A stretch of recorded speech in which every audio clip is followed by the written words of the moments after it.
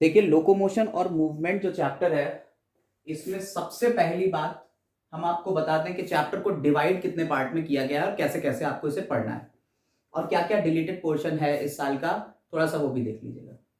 देखिए, first part जो है इसमें इन्होंने टाइप्स ऑफ मूवमेंट के बारे में बात करी है कि कितने टाइप के मूवमेंट्स होते हैं, like amoeboid movement, ciliary movement, muscular movements जो आपके अंदर हो रहे हैं। इस टाइप से इन्होंने टाइप्स ऑफ मूवमेंट की बात करी।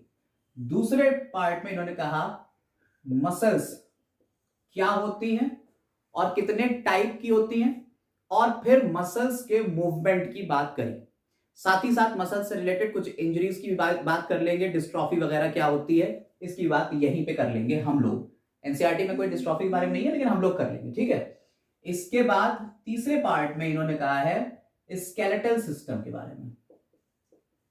तीसरे पार्ट में इन्होंने स्केलेटल सिस्टम के बारे में बात करी है एनसीईआरटी के अकॉर्डिंग, और फाइनलाइज करा है इन्होंने कुछ डिजीज के ऊपर।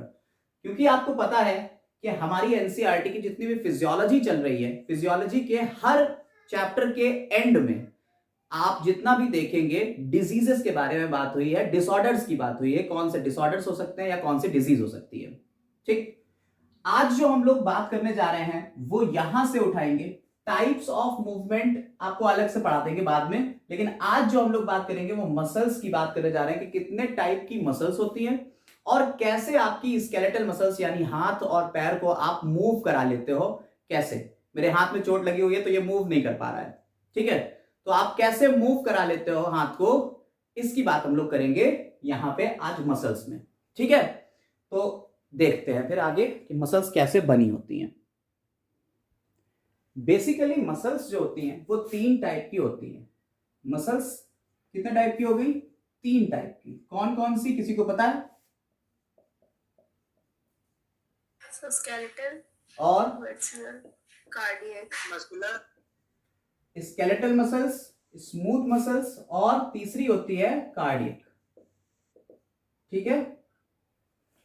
तो स्केलेटल मसल्स यानी जो स्केलेटन सिस्टम से आपके हाथ और पैर और मुंह जहां भी हड्डियां हैं उन हड्डियों से डायरेक्ट कांटेक्ट में जो मसल्स होंगी वो स्केलेटल मसल्स कहलाएंगी।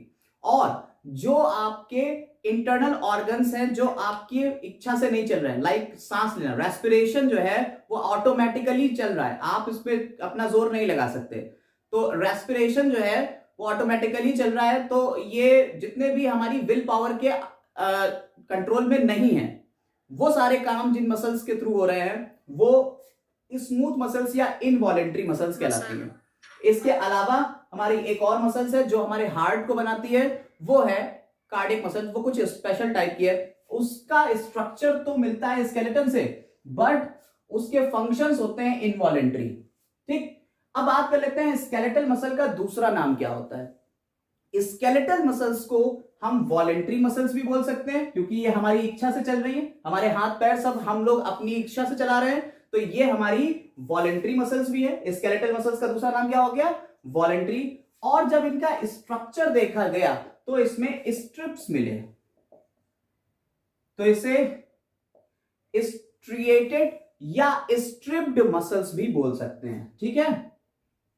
स्ट्रिप्ड मसल्स या स्ट्रिएटेड मसल्स, स्ट्रिएशंस भी मिल रहे हैं, लाइट और डार्क बैंड मिलेंगे। अभी हम लोग इसी के डिटेलिंग स्ट्रक्चर्स की बात करने जा रहे हैं कि क्या स्ट्रक्चर होता है और कैसे ये परफॉर्म करती है, लाइट और डार्क बैंड कैसे, मसल कंट्रैक्शन की थियोरी क्या है, इसके बारे में बात करेंगे। बट 2 मिनट के बाद पहले इसका जनरल ओवरव्यू दे देते हैं।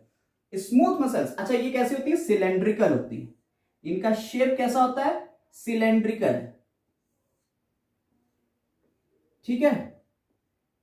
किस शेप में है? सिलेंड्रिकल शेप की होती हैं। और देखिए अगर आप इसको गौर से तो इसमें लाइट और डार्क बैंड्स मिलेंगे। जब हम इसकी डिटेलिंग अभी स्ट्रक्चर पूरा समझाएंगे तो आप देखेंगे इसमें लाइट और डार्क बैंड मिल रहे हैं। अगर आप इसके न्यूक्लियस की बात करिए तो एक बैंड में यह जो एक मसल का सेल है, ये मसल सेल है, इसमें कई न्यूक्लियस मिल रहे हैं, तो ये मल्टी न्यूक्लिएटेड स्ट्रक्चर होता है, ठीक। इसके बाद अगर स्मूथ मसल की बात करी जाए, अच्छा दूसरी चीज इसमें कहीं पे आपको दिख रहा है कि क्या एक मसल दूसरी मसल से कहीं पे किसी कनेक्शन के थ्रू जुड़ी हुई है, ये सब एक दूसरे के ऊपर रखी हुई है, ये कहीं किसी कनेक्शन से नहीं जुड़ी हुई है। ठीक, अब बात कर लेते हैं स्मूथ मसल्स की। तो ये स्पिंडल शेप्ड होती है। स्मूथ मसल कैसी होती है? स्पिंडल शेप्ड होती है। स्पिंडल शेप आप समझ सकते हैं, ऊपर पतला नीचे पतला, बीच में जो है ये चौड़ा एरिया होता है, तो ये होता है स्पिंडल शेप। इसमें फाइबर्स जो हैं वो किसी भी बैंड की फॉर्म में नहीं मिल रहे हैं, सीधे सीधे फाइबर्स मिल रहे हैं, और ये इनवॉलेंट्री है। तो स्मूथ मसल्स वॉलेंट्री का अपोजिट हो गया इनवॉलेंट्री, अनस्ट्रिप्ड। यहां ये स्ट्रिप्ड मिल रही थी, स्ट्रिएशंस मिल रहे थे, ये अनस्ट्रिप्ड नॉन स्ट्रिएटेड मसल्स है। क्लियर है? तो इसके 4 नाम आपको पता चल गए। जो इसके 4 नाम है क्या है? स्केलेटल मसल्स क्योंकि ये स्केलेटन सिस्टम से अटैच है, वॉलेंट्री मसल्स क्योंकि ये हमारी इच्छा से चल रही है, स्ट्रिप्ड मसल्स क्योंकि इस पे स्ट्रिप्स मिल रहा है, लाइट और डार्क स्ट्रिप मिल रहा है, या स्ट्रिएटेड मसल्स। स्ट्रिप्स को ही स्ट्रिएशंस भी बोलते हैं कि यहां पे स्ट्रिएशंस है, लाइट डार्क बैंड्स मिल रहे हैं। इसका जस्ट अपोजिट हो गया इनवॉलेंट्री, अनस्ट्रिप्ड, नॉन स्ट्रिएटेड। यहां पे मल्टी न्यूक्लिएटेड कंडीशन मिल रही है, इसे कहते हैं सिंसाइटियल कंडीशन। इस कंडीशन को क्या कहते हैं? सिंसाइटियम कंडीशन कहते हैं, क्योंकि ये मल्टी न्यूक्लिएट कंडीशन होती है। ठीक, कोई दिक्कत इसमें नहीं है। इसके बाद आते हैं यहां पे, तो इसमें आपको दिख रही होगी ये यूनी न्यूक्लिएट कंडीशन है, एक ही न्यूक्लियस है। कार्डियक मसल कुछ स्पेशल टाइप की होती हैं कि इसमें आपको लाइट और डार्क बैंड तो मिलेंगे, लगेगा कि लाइट और डार्क बैंड हैं, न्यूक्लियस भी मिलेगा, लेकिन बीच में एक क्रॉस कनेक्शन है जिसे इंटरकैलेटेड डिस्क बोलते हैं। इसे क्या बोलते हैं? इंटरकैलेटेड डिस्क बोलते हैं। और ये बेसिकली विग्रस कॉन्ट्रैक्शंस, यानी कॉन्ट्रैक्शंस को बहुत ज्यादा तेजी से और सिग्नल्स को एक से दूसरे में पास होने में हेल्प कर रहे हैं। तो इसलिए ये हमारे हार्ट को बना रहे हैं ताकि तेजी से सिस्टोल और डायस्टोल हो पाए, हार्ट तेजी से फूल और पिचक पाए। क्लियर है? तो ये स्ट्रेटेड, ये दोनों में अगर आप देखिए कि स्ट्रक्चर तो इसका ऐसा दिख रहा है, लाइट और डार्क बैंड्स मिल रहे हैं, लेकिन फंक्शन कैसा है? इनवॉलेंट्री है, हमारी इच्छा के विरुद्ध चल रहा है, यानी ऑपोजिट चल रहा है, हमारी इच्छा से नहीं चल रहा है। ठीक है, समझ में आई बात? इतना समझ में आया ये स्ट्रक्चर्स? ठीक, तो एक स्केलेटल मसल जो होती है उसको अगर आप देखिए तो स्केलेटल मसल्स हमारी स्केलेटल बोन से कनेक्ट होंगी। मान लीजिए ये हमारी बोन है, ठीक, इस बोन से कनेक्टेड एक मसल है जिसके बारे में हम लोग पूरी चर्चा करने जा रहे हैं। इस मसल के बारे में हम पूरी चर्चा करने जा रहे हैं। ठीक, तो अब ये जो मसल है इसके बारे में ध्यान से देखिएगा। हम इस मसल को अब ब्रॉड लेवल पे ले जा रहे हैं और दिखाने जा रहे हैं कि ये मसल के अंदर क्या क्या चीजें होती होंगी। एक मसल जो है जो आपकी बोन से कनेक्ट है, हम उसको बाहर की तरफ निकाल के उसके स्ट्रक्चर को दिखाने जा रहे हैं।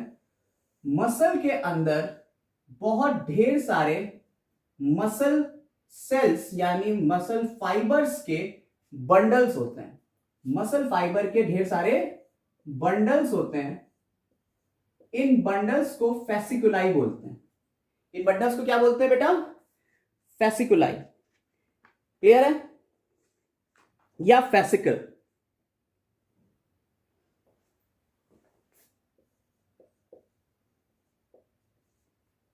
ठीक, यस। तो मसल के ये जो बंडल है इन्हें फेसिकल्स बोलते हैं, और इन फेसिकल्स के अंदर मसल की सेल्स हैं जिन्हें मसल फाइबर्स बोलते हैं। और ये देखिए ये पूरी कवरिंग है, ठीक है, ये मसल के बंडल्स हैं और ये पूरी कवरिंग है, ये आपकी एक मसल बन रही है। ये छोटे छोटे मसल के बंडल्स अपने अंदर रखे हुए हैं मसल फाइबर्स को। इन्हें क्या कहते हैं? Muscle fibre. और ये आपकी मसल सेल है बेसिकली। यानी एक मसल सेल का दूसरा नाम क्या होता है? Muscle fibre. ये एक सेल है। एक मसल फाइबर के अंदर अगर डिटेल में देखो तो पता ये चलता है कि भैया ये खुद भी अपने अंदर मसल फाइबर्स जो हैं ये खुद में अपने अंदर मायो फाइबर्स के या मायोफाइब्रिल के बने होते हैं। मसल फाइबर्स जो है वो अपने अंदर मायोफाइब्रिल के बने हुए हैं। यानी कि अगर इस स्ट्रक्चर को देखो आप, तो यहां पे आपको एक मायोफाइब्रिल मिलेगा कुछ ऐसा, ठीक। इसके अंदर भी ढेर सारे मायोफाइब्रिल्स होंगे, ठीक। यानी एक सेल के अंदर भी बहुत ढेर सारे मायोफाइब्रिल्स हो सकते हैं। अब इन मायोफाइब्रिल्स के स्ट्रक्चर को अगर आप गौर से देखो तो इसमें आपको लाइट और डार्क बैंड मिलेगा। मायोफाइब्रिल के स्ट्रक्चर को अगर आप गौर से देखो तो आपको क्या मिलेगा, लाइट और डार्क बैंड मिलेंगे अलग अलग, ठीक।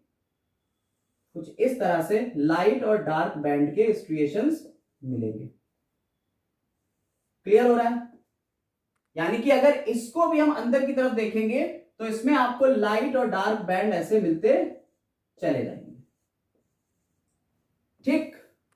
अब हम इसके एक स्ट्रक्चर को, लाइट और डार्क बैंड को यहां दिखाने जा रहे हैं और उस स्ट्रक्चर को कहते हैं सार्कोमियर, ठीक। उस स्ट्रक्चर को क्या कहते हैं, सार्कोमियर। यानी कि अगर आप एक मसल को पूरा ब्रॉडली देखें, फिर से बता रहे हैं, एक मसल को अगर आप पूरा ब्रॉडली देखें तो हमारे ये स्केलेटल टिश्यू है, यानी स्केलेटल सिस्टम यानी बोन है, और स्केलेटन से यानी बोन से जुड़ी हुई मसल स्केलेटल मसल है, जो कि हमारी कौन सी मसल है, वॉलेंट्री मसल है। इसी को स्ट्रेटेड मसल्स या स्ट्रिप्स मसल्स भी बोलते हैं।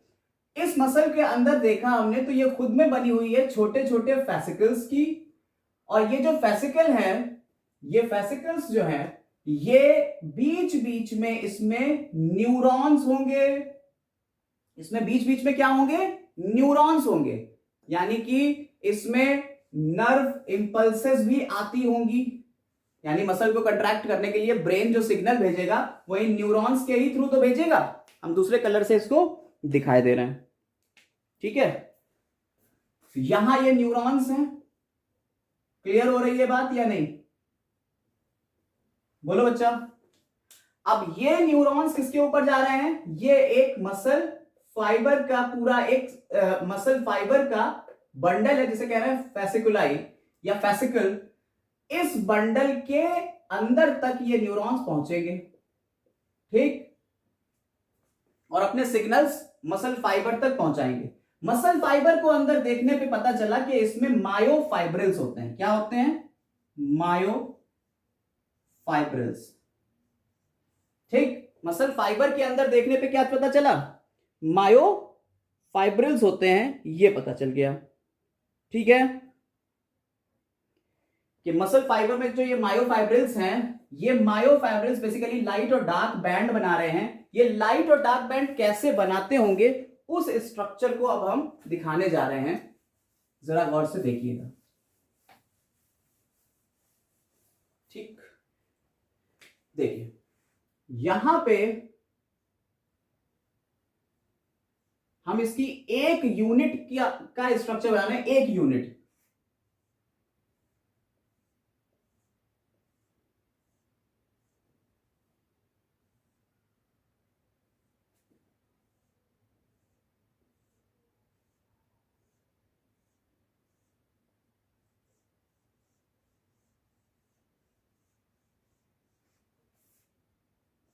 ठीक, इसमें बीच बीच में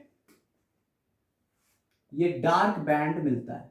ये तो आपके हो गए दो लाइट बैंड जो रेड कलर से दिखा रहे हैं, ये दो लाइट बैंड हो गए, और अंदर की तरफ आपको क्या मिल रहा है, डार्क बैंड मिल रहा है, ठीक।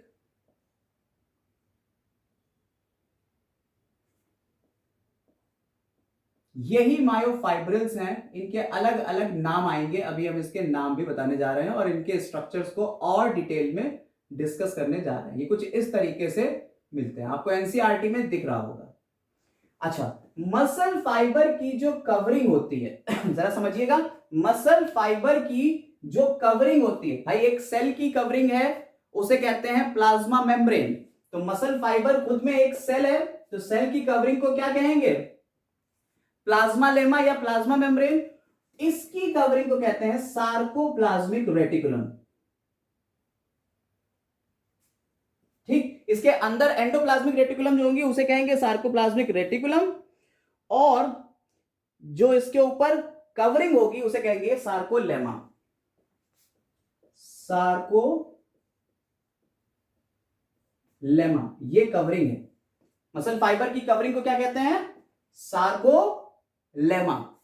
मसल फाइबर्स की जो कवरिंग है वो अंदर की तरफ कुछ इस तरीके से इन्वेजिनेट होके ट्रांसवर्स ट्यूब्यूल्स बना रही है, ट्रांसवर्स ट्यूब्यूल बना रही है। इस ट्रांसवर्स ट्यूब्यूल को क्या देते हैं? T tubule. ट्रांसवर्स ट्यूब्यूल को क्या कहते हैं बेटा? T tubule. और इस टी ट्यूब्यूल के आसपास एंडोप्लाज्मिक रेटिकुलम रहती है। इस टी ट्यूब्यूल के आसपास क्या रहती है? एंडोप्लाज्मिक रेटिकुलम, और उस एंडोप्लाज्मिक रेटिकुलम को क्या देते हैं हम? Sarcoplasmic reticulum. क्लियर हो रहा है?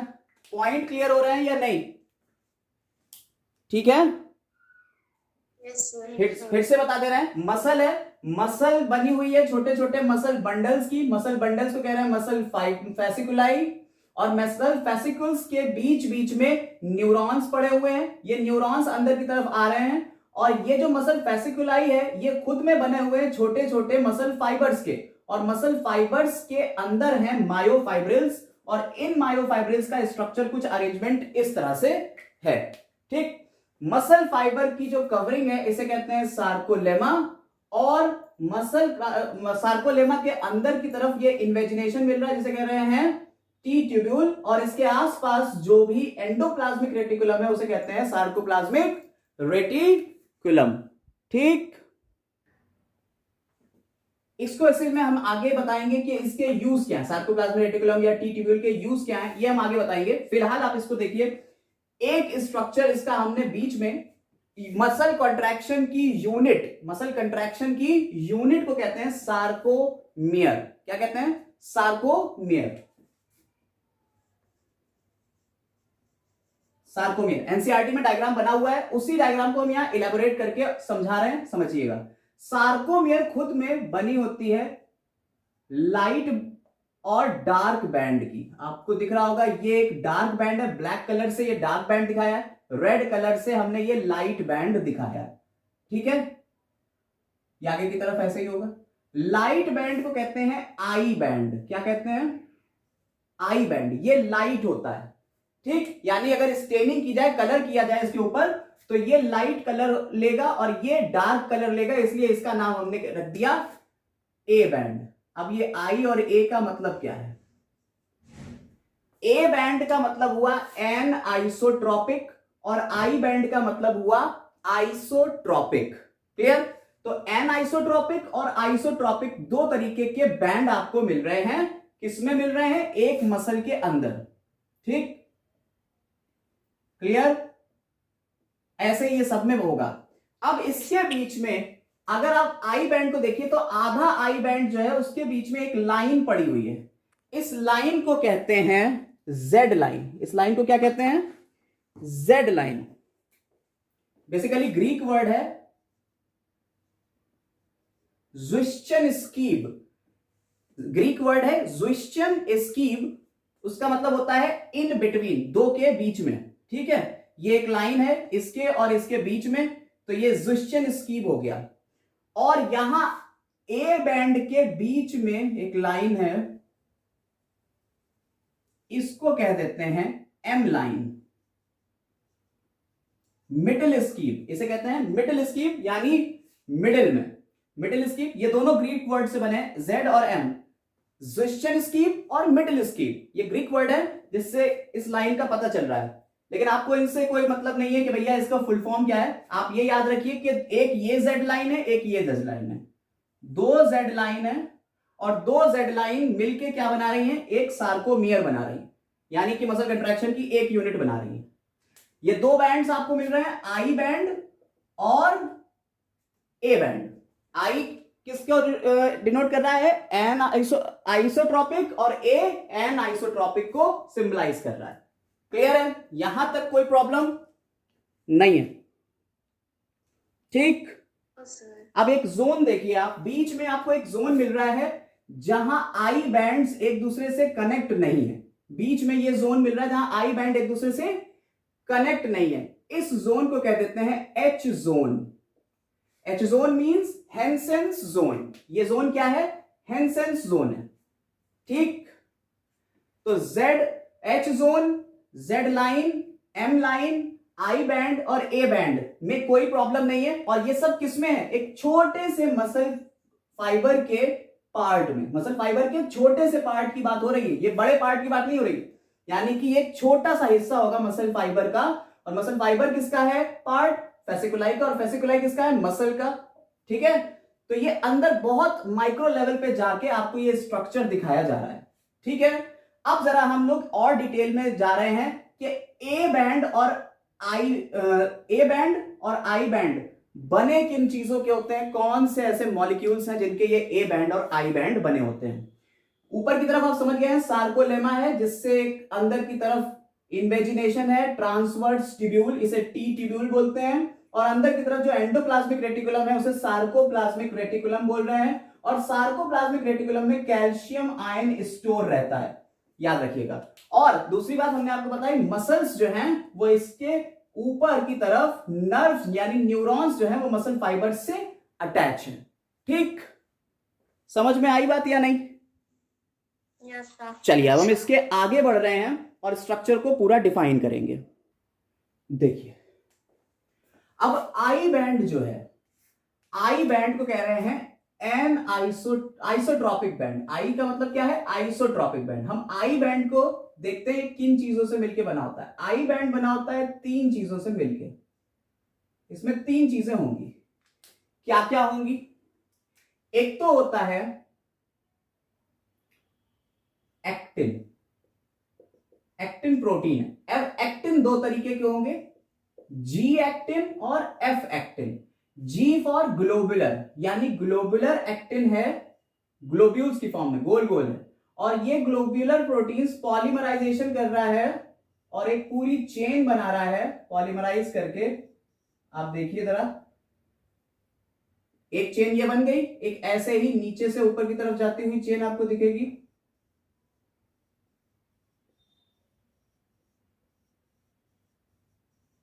ठीक, तो ये 2 चेन्स बना रहा है, एक ऐसे और एक ऐसे।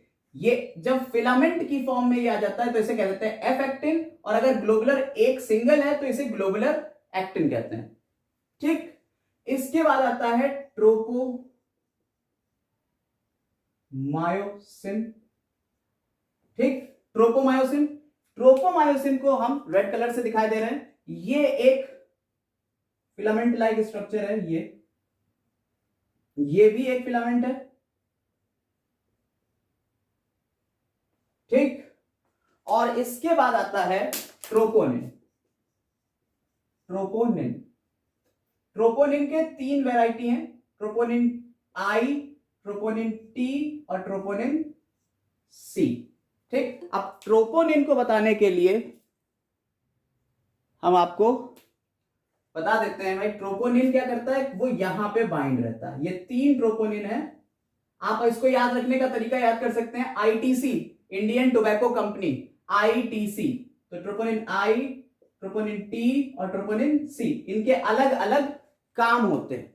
ठीक, समझ में आ गई बात या नहीं? स्ट्रक्चर समझ में आया या नहीं? एनसीईआरटी में ये दिया हुआ है स्ट्रक्चर। तो इनके फंक्शंस क्या क्या हैं? ट्रोपोनिन आई किससे बाइंड हो रहा है? ट्रोपोनिन आई जो है वो ट्रोपोमायोसिन को और साथ ही साथ अदर कंपोनेंट्स ट्रोपोनिन के चिपका रहा है। आई जो वाला जो है वो टी और सी को अपने साथ में और साथ ही साथ ट्रोपोमायोसिन को बाइंड कर रहा है। समझ आया? इसके बाद ट्रोपोनिन, सॉरी टी वाला, आई वाला क्या कर रहा है? आई वाला इनहिबिट कर रहा है एक्टिन मायोसिन के इंटरेक्शन को। एक्टिन मायोसिन क्या है? देखिए ये जो ये है, ये मायोसिन का बना हुआ है। ठीक है, ये बना हुआ है मायोसिन का। तो एक्टिन और मायोसिन बेसिकली होता क्या है, ऐसा समझिए कि एक फिलामेंट है, यहां पे एक फिलामेंट है और ये एक फिलामेंट की फॉर्म में है, यहां पे कुछ इस तरीके से एक दूसरे के ऊपर रैप करे हुए, जैसे एक रस्सी होती है। और रस्सी में कुछ स्पेशल साइट्स हैं जहां पे इंटरेक्शन हो जाएगा, एक दूसरे से ये जुड़ सकते हैं, यानी myosin actin. Yes,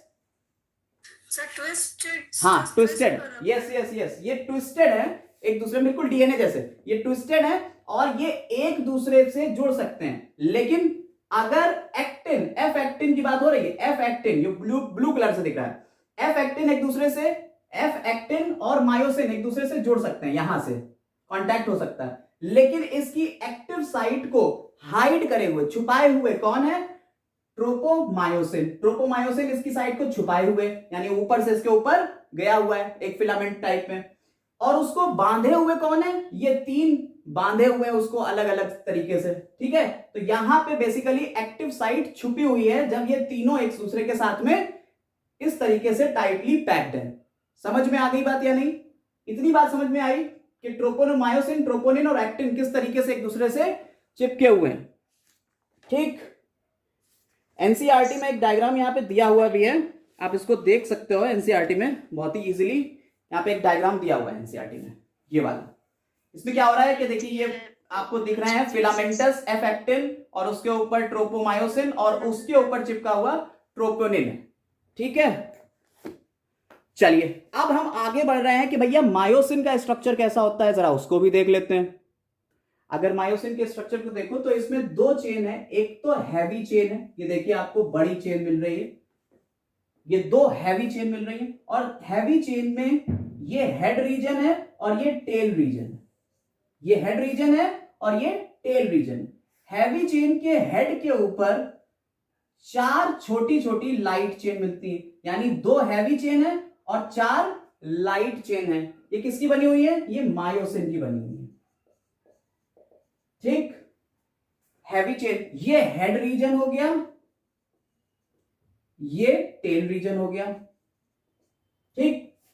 head region के ऊपर चार छोटी छोटी चेन भी है, लाइट चेन, ठीक। समझ में आ गई बात या नहीं? दो हैवी चेन है और चार लाइट चेन है, कोई दिक्कत इसमें?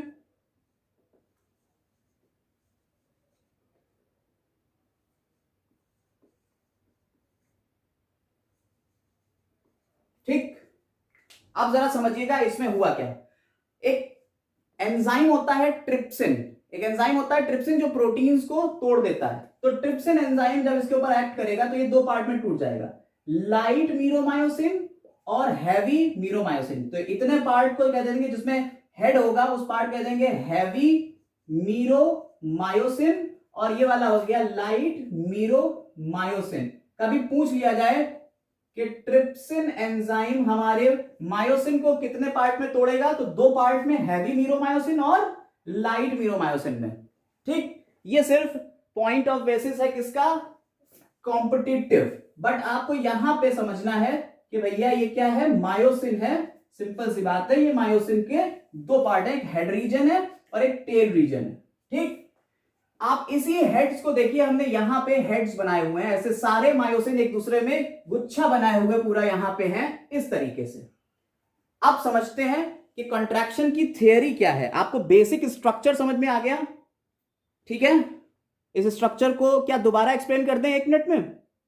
Yes sir. हाँ, तो देखिए यहां पे हेड रीजन में देखिए सर उसमें लिखा है ना, हाँ, हेड रीजन में दो साइड्स हैं, एक तो हो गई एक्टिन बाइंडिंग साइट, यानी मायोसिन जो है वो एक्टिन के साथ में बाइंड करेगा, एक तो साइट वो हो गई जो एक्टिन बाइंडिंग साइट हो गई, और दूसरी वो साइट हो गई जो एटीपी के साथ में एक्ट करेगी। यहां पे एक एंजाइम होता है एटीपेज। कौन सा एंजाइम है? एटीपेज। एटीपेज एंजाइम की खासियत होती है ये एटीपी को एडीपी प्लस इनऑर्गेनिक फॉस्फेट और वापस, यानी दोनों काम करा सकता है, एटीपी से एडीपी बनवा सकता है या एडीपी से एटीपी को कन्वर्ट कर सकता है। ये इसके ऊपर होगा, ये एटीपी बाइंडिंग साइट भी है, यानी यहां पे दो चीजें बाइंड हो सकती हैं, ये खुद एक्टिन से जाके बाइंड हो जाएगा या ये एटीपी से भी बाइंड हो जाएगा। दोनों काम हो सकते हैं, एक साथ भी हो सकते हैं, ठीक है। समझ में आई बात? Yes sir. देखिए होता क्या है, ये आपका हेड रीजन जो है ये यहां पे हमने दिखाया हुआ है, ठीक है। ये हेड रीजन है, ये यहां पे हमने दिखाया हुआ है। आप इसको गौर से देखिएगा, ये आपका कैल्शियम बाइंडिंग वाला है ट्रोपोनिन सी। जैसे ही सिग्नल्स, अब हम आपको वहां वापस ले जा रहे हैं, आप पीछे की तरफ जाके देखिए, आपने डायग्राम अगर बना लिया हो तो आपको दिखेगा कि जो मसल फाइबर्स थे, इस मसल फाइबर में टी ट्यूब्यूल्स थी, अभी हमने आपको बताया टी ट्यूब्यूल्स थी अंदर की तरफ धसी हुई, और इसके अंदर ये मसल फाइबर्स हैं, और इसके ऊपर एक ये आ रहे हैं न्यूरॉन्स, यानी कि हमने आपको बताया नर्व इंपल्स लेके आएंगे। भाई ब्रेन से इंपल्स आएगी, भाई हमें अपने हाथ को कॉन्ट्रैक्ट करना है, तो ये इंपल्स आएगी न्यूरॉन्स के थ्रू। ये न्यूरॉन्स जितने भी फाइबर्स के साथ में कनेक्शन बनाएगा, जितने भी फाइबर्स के साथ में ये न्यूरॉन कनेक्शन बनाएगा, उस पूरे कनेक्शन को एक न्यूरॉन जितने फाइबर्स के साथ में या जितने मसल बंडल्स के साथ में कनेक्शन बनाएगा, उसे कह देंगे मोटर यूनिट। Motor unit. समझ में आई बात या नहीं? आप अगर स्ट्रक्चर को दोबारा से देखिए पीछे जाके तो आपको चीजें मिलेंगी। ठीक है, 1 मिनट रुकिएगा, हम स्ट्रक्चर बनाए दे रहे हैं। तो क्या हमने आपको बताया, हमने कहा मसल्स जो है वो ढेर सारे मसल बंडल्स से मिलकर बनी हुई है, और ये मसल बंडल्स जो हैं इसमें अंदर मसल फाइबर्स हैं, और एक मसल फाइबर के अंदर बहुत सारे मायोफाइब्रिल हैं, और उसका स्ट्रक्चर हमने कुछ ऐसा दिखा दिया। ठीक, बीच बीच में हमने आपको बताया कि इसमें क्या है, आपके न्यूरॉन्स हैं। न्यूरॉन्स सिग्नल लेके आएंगे, वो जितने भी मसल फाइबर्स के साथ में लिंक हो जाएंगे उस पूरी यूनिट को कह देंगे मोटर यूनिट। समझ में आई बात? कोई दिक्कत इसमें अब नहीं है? ठीक, तो अब जरा गौर से देखिए इसको कि एक मोटर यूनिट में जब एक न्यूरॉन का हम कनेक्शन दिखा रहे हैं, सिर्फ एक न्यूरॉन का कनेक्शन दिखा रहे हैं कि एक न्यूरॉन एक सार्कोमियर में कैसे सार्कोलेमा के साथ में इंटरेक्ट कर रहा है। देखिए ये न्यूरॉन की एंडिंग है, ये लास्ट का न्यूरॉन का पार्ट है, यहां मसल कंट्रैक्शन का सिग्नल आया न्यूरॉन का, और ये बेसिकली कनेक्ट है टी ट्यूब्यूल से। ये किससे कनेक्ट है? टी ट्यूब्यूल से। तो ये अपने सिग्नल्स किसको पहुंचा रहा है? टी ट्यूब्यूल को, और इसके पास में है सार्कोप्लाज्मिक रेटिकुलम, जिसे कह रहे हैं एंडोप्लाज्मिक रेटिकुलम। ये एंडोप्लाज्मिक रेटिकुलम के अंदर है कैल्शियम आयन। एंडोप्लाज्मिक रेटिकुलम में ये सिग्नल्स तुरंत पहुंचेंगे, और ये एंडोप्लाज्मिक रेटिकुलम अपने अंदर से क्या निकाल देंगी? Calcium ion. ठीक, समझ में आ रही है बात या नहीं? कैल्शियम आयन निकल आया, मसल के अंदर कैल्शियम आयन आ गया। कैसे आया? सिग्नल जब हमारे ब्रेन से पहुंचा कि भैया अब हमें मसल को कॉन्ट्रैक्ट करना है, तो इस सिग्नल्स को यहां इंटरप्रेट किया गया टी ट्यूब्यूल से, और टी ट्यूब्यूल से सार्कोप्लाज्मिक रेटिकुलम में गया ये सिग्नल, और सार्कोप्लाज्मिक रेटिकुलम ने क्या करा? कैल्शियम आयन मसल के अंदर रिलीज करा दिया। बात समझ आई या नहीं? अब ये कैल्शियम आयन कहां जाएगा? ये कैल्शियम आयन इस ट्रोपोनिन सी से कनेक्ट हो जाएगा। जैसे ही ट्रोपोनिन सी कैल्शियम आयन से बाइंड होगा, ये अपने कॉन्फ़िगरेशन को चेंज करेगा, यानी कि थोड़ा सा अपनी जगह से हिलेगा। ये अपनी जगह से हिला, ट्रोपोनिन टी हिला, ट्रोपोनिन टी हिला, ट्रोपोनिन आई हिला। तो ये तीन के तीनों जो अभी एक्टिव साइट को बाइंड करे हुए थे, ये तीन के तीनों हट गए, और ये अब ट्रोपोमायोसिन भी यहां से हिल गया। तो जैसे ही ये हिला तो अब क्या हुआ? यहां की एक्टिव साइट हो गई ओपन। नहीं समझ में आई बात? ये एक्टिव साइट यहां ओपन हो गई अब।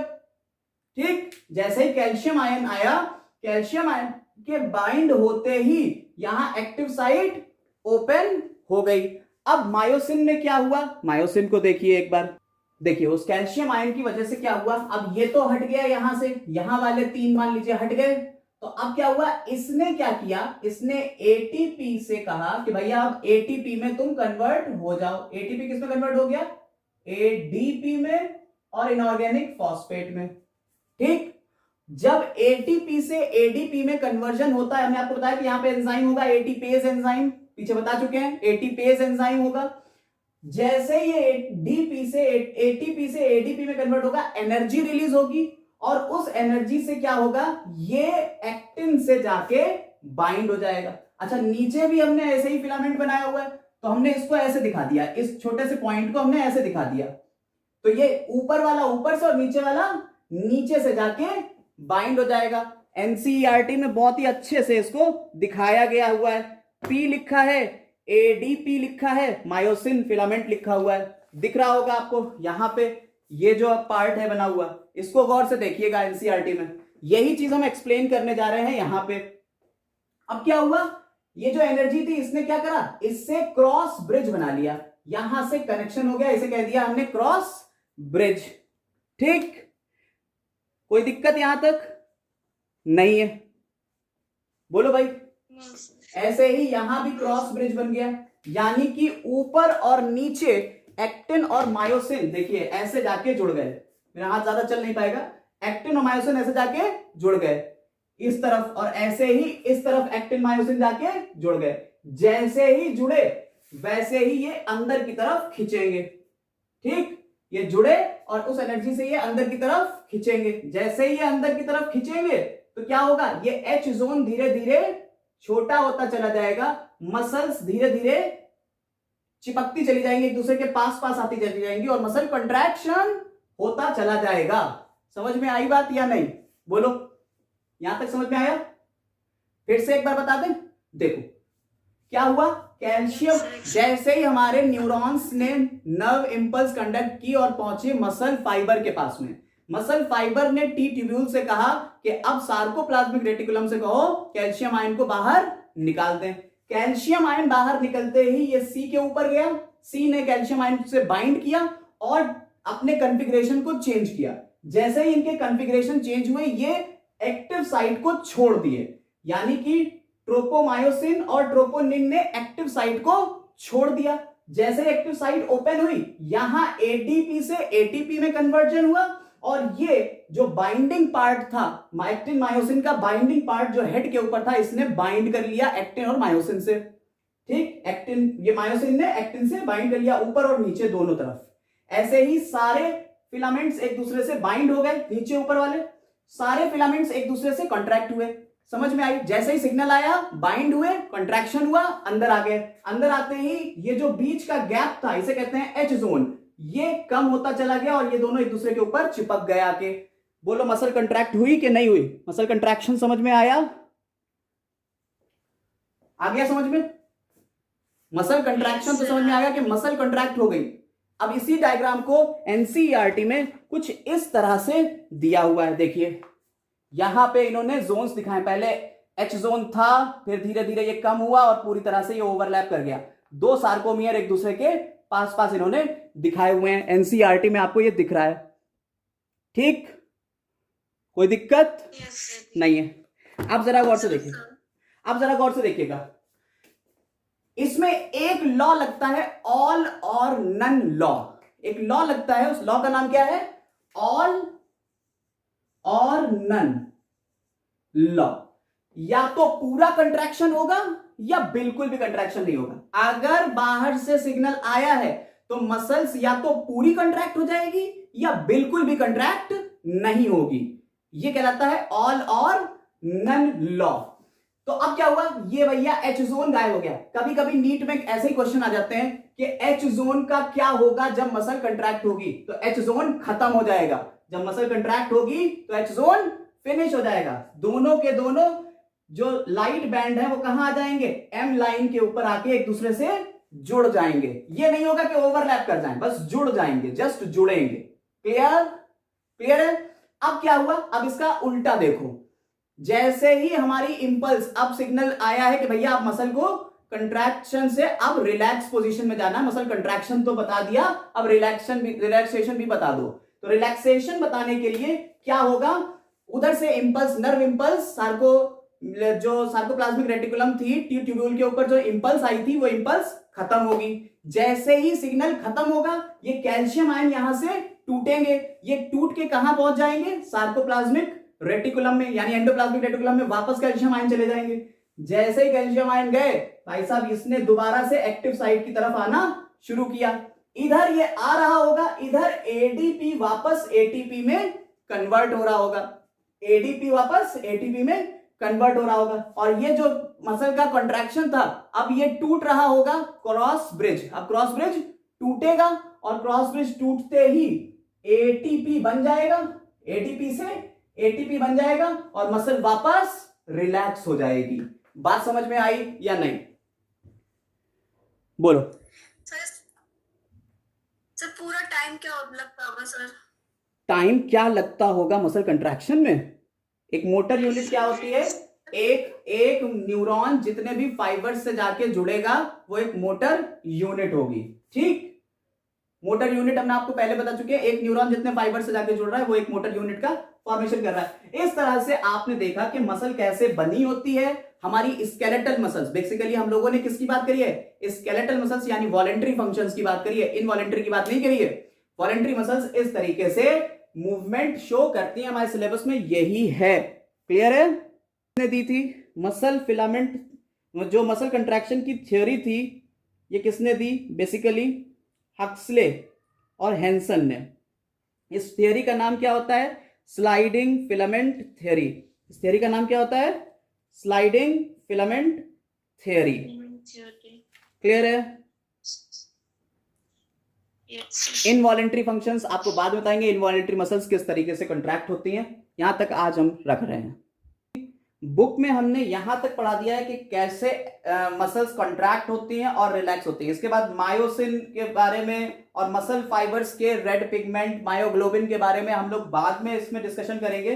फिलहाल आपको ये सारी चीजें हमने पूरी पढ़ा दी हैं। स्ट्रक्चर ऑफ कॉन्ट्रैक्टाइल प्रोटीन के, प्रोटीन्स के स्ट्रक्चर क्या होते हैं, यानी एक्टिन और मायोसिन के स्ट्रक्चर्स क्या होते हैं, मैकेनिज्म ऑफ मसल कंट्रैक्शन, यहां तक हमने पूरा पढ़ा दिया है। अब इसके बाद एक्टिन, यहां पे मायोग्लोबिन की थोड़ी सी बात हुई है जिसको हम लोग अगले क्लास में देख लेंगे।